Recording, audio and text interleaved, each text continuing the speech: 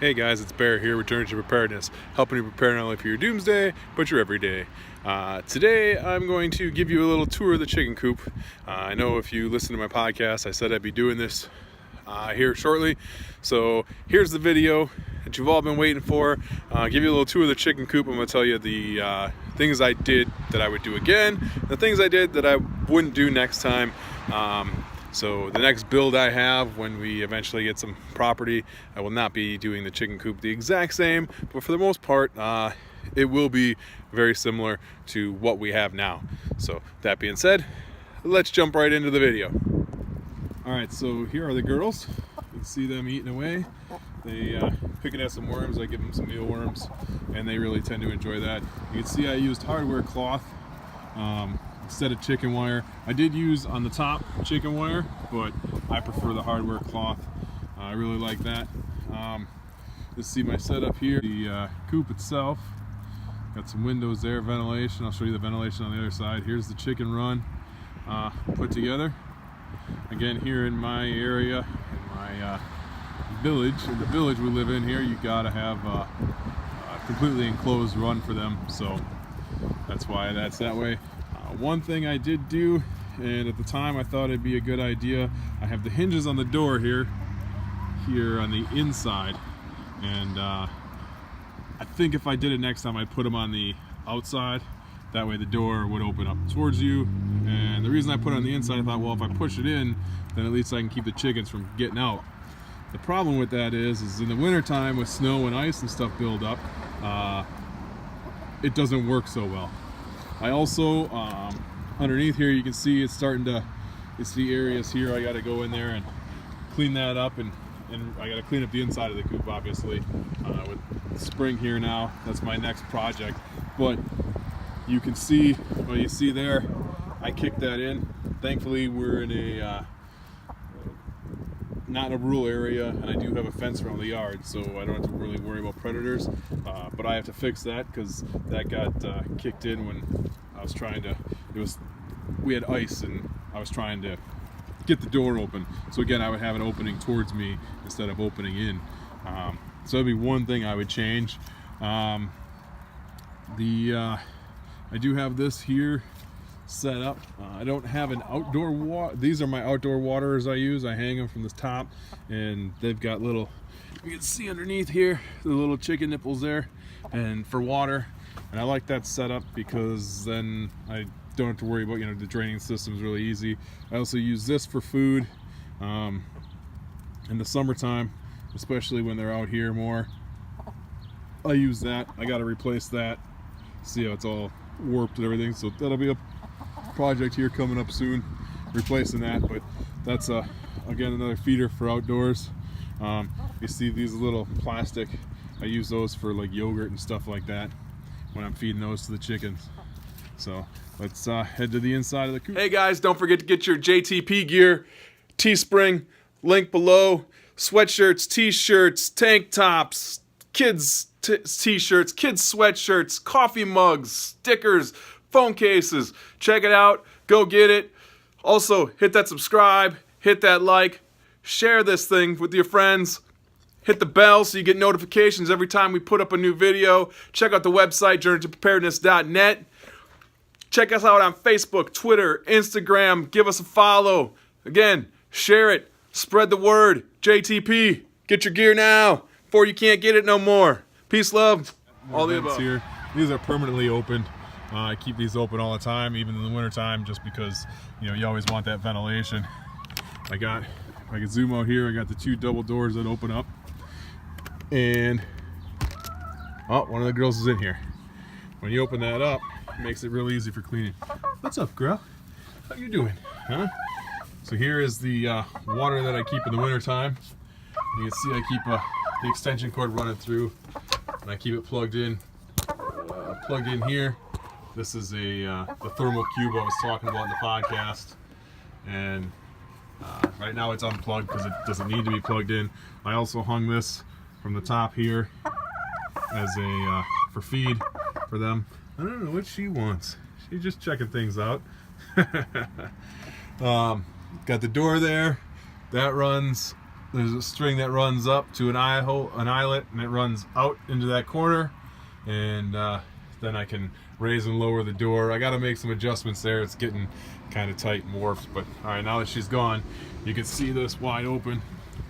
You can see that I can just get in there with a rake and rake all that out. You can see I just cleaned this up yesterday and got a little bit of a mess.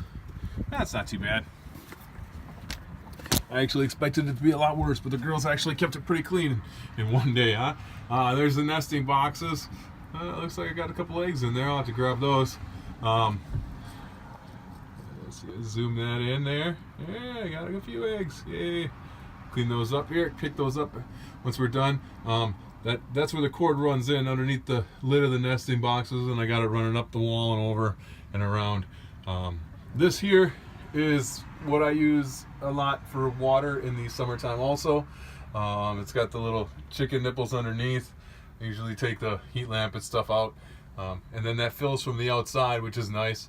And I got that hose there, and the reason for that hose is that way there never no air pockets. It's an air release, so it also, you know, fills up with the water, so I know where to stop. I did put this in here, and this was supposed to be for food. I'll show you that on the outside. It did not work. I would not do that again. I'd probably look for an alternative. The roost I got set up, and that worked great. Again, some windows, and that I can open and close for ventilation, especially in the summertime. In the wintertime, I typically keep those ones closed, but this back vent is always open. So it's built up. Close this door here, hold on. Sorry for the bad angle.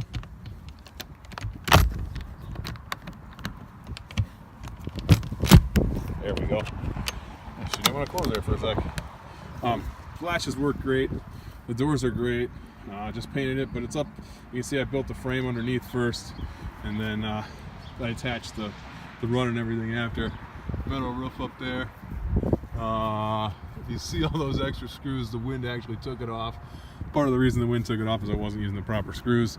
So note to self, make sure it's metal to wood screws you're using, not metal to metal. So here you can see I hang the extension cord that I run because I don't have power running out here. That would be one change I would do if we planned on staying here, is maybe run some power directly to this. But this is the feed that I had, and I even put I even adjusted the angle and stuff like that, and it did not help. It just wouldn't feed properly. It was kind of a waste. I was really disappointed, and I thought it'd be awesome. Here's where the water fill is at the top there. So you got that. Again, the windows, the nesting box, I did put this plastic lid over the top of that to keep water and stuff from getting in. And you can see that it just opens up. Let me zoom out a little bit here. Opens up right there. And then we've got the eggs. So I'll go ahead and collect those. I use shredded paper in here. Just another way to recycle. Reuse, recycle. They like it. It's nice and soft for their nesting. So there are the girls eating away, pecking away at the worms I gave them. Again, I got to clean the inside of that out. It looks horrible, but get in there with a shovel and a pick and take all that, and that's good good compost material for the garden. Good nutrients in there, very dense and rich. What I do is in the summertime when I mow the lawn, I rotate, so I don't do any chemical treatments on the lawn. And then one time when I mow the front yard, I will bag it, put it in here, and then the next time when I mow the backyard, I'll bag it and put it in here. So I'm bagging alternate times. That way some of the dead grass and stuff is staying right there on the soil each time, and then some of it's going to the chickens, and then they peck through it and compost it, and you know, they get everything they want out of it, and you know, switch it around, spread it around, and compost it, and I get good nutrients then for the soil for my garden.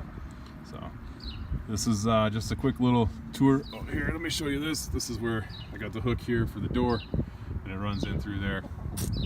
Pretty simple, pretty easy.